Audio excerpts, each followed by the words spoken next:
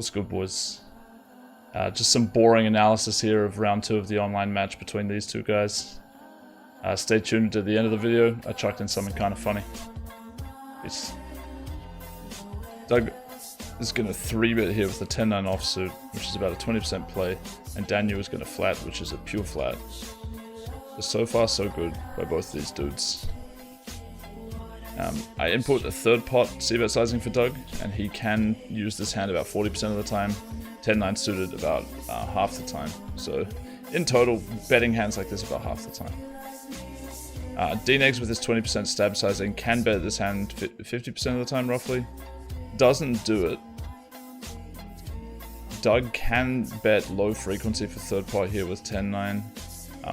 It is a less standard play, and he makes, you know, what most of us expect, a check. Dnegs in the tank can actually check this back about a third of the time. But obviously understandable that he goes ahead and makes a 75% pot bet, which is definitely his standard sizing in spots like this. Doug doesn't fold. Obviously this is pretty standard too. But the hand's going to get interesting on the river. The sizings I input for Daniel were a shove and a 75%. Also a third, but it would never get used. And he does go for the 75%, which is less commonly used than a shove here for his hand, but not important. Both sizes are still used. And yeah, in Doug's spot, like, what bluffs? You know, will he have enough bluffs when he min jams the river here? That's the question. And even though Ace-Jack is a better bluff, like, he might not know that. Like, not many of us would know that in-game. So if he's using more of this and less of that, you know, he's probably coming up with a similar frequency to what he's supposed to have. And it is still used sometimes as a bluff, the 10-9. So what will Daniel do in response? His hand is a pure call.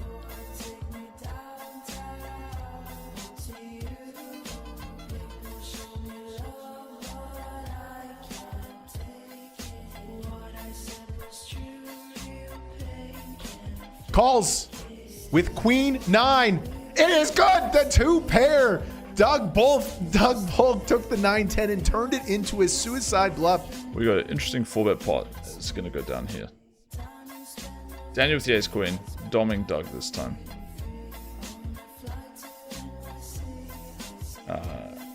For Daniel's input, since I know he likes this 20% sizing, that's what I gave him only on the flop. And with that, he will range bet. Doug is supposed to never fold and never raise with this hand, so should always call, and that's what he ends up doing. And I decided to test out Dnegs' 20% bet and compare it to some other turn sizes. It's actually good. I was surprised.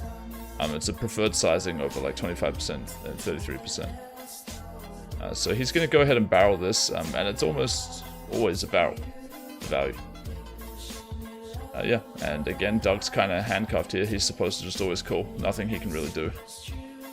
He's supposed to just pay off the Ace-King. It gets interesting on the river though, because Dnegs can actually value jam Ace-King high, but it's only Ace-King of diamonds that shoves. No Ace-King offsuit shoves ever. It's about half the time with Ace-King of diamonds. Kev is going to like this one. Showdown. Oh! Daniel getting a couple streets with Ace-King versus Ace-Queen there. Okay, that's a fun hand. My goodness. 3-bet from Daniel. A bit deeper here. And Doug with a pure flat.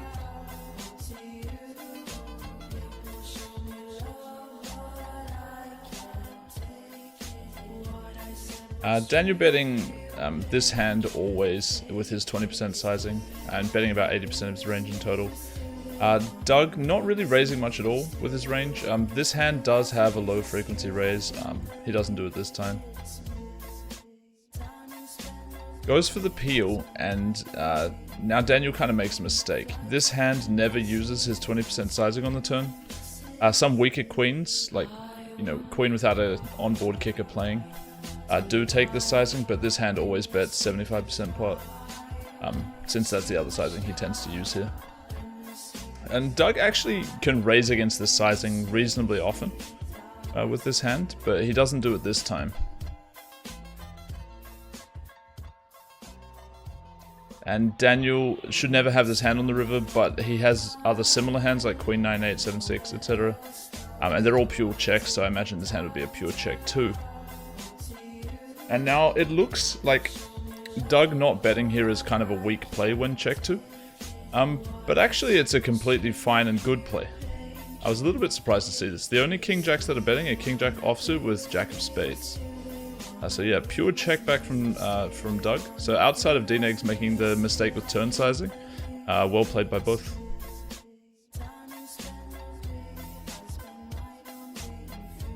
And yeah, now we got this gem.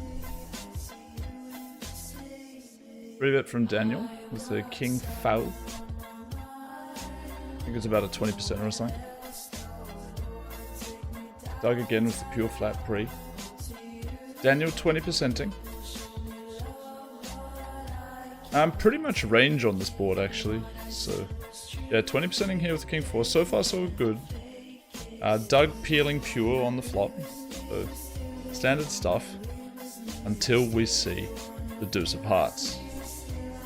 And basically Daniel's showdown value is just too good here since he forces his opponent to continue really wide with the small flop size and the high frequency bet with his range, that he's supposed to just like play this like a bluff catcher a little bit on the turn. There is some king 4 betting, but it's the one that unblocks all the backdoor floats like king 4 of clubs, and it uses larger sizing. Every other king 4 is a pure check. And technically Doug has a 1.6% turn raise here. But I also didn't solve down super low, so it could be a 0% frequency play. But he does go for a raise with king jack here. It's basically a pure call. So yeah, tough spot for Daniel. It's not a hand he's supposed to have. I think that he's not supposed to fold it. The only hand that he's supposed to have that plays similar is Queen 10 of hearts, and it never folds to this raise, always calls.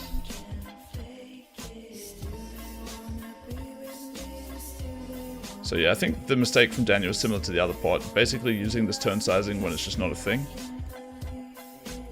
Like with this particular hand, and kind of in general. And for the 1% of the time Doug's supposed to raise this hand, he is giving it up every single time on the river.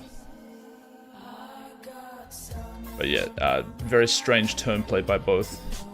Oh, and king jack high is gonna win that pot. What?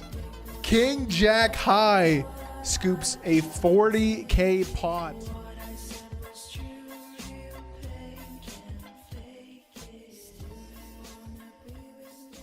The thing about me and Kevin is, like, he's good at everything that I'm not good at, and I like to do the stuff that he is not good at. So I think we're really filling in, like, the holes in each other.